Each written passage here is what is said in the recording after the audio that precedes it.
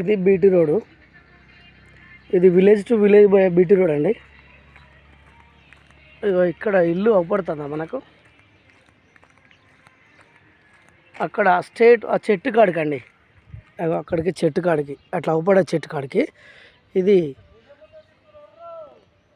Complete. ఇది మనకు మంచి బ్లాక్ సాయిల్ అండి.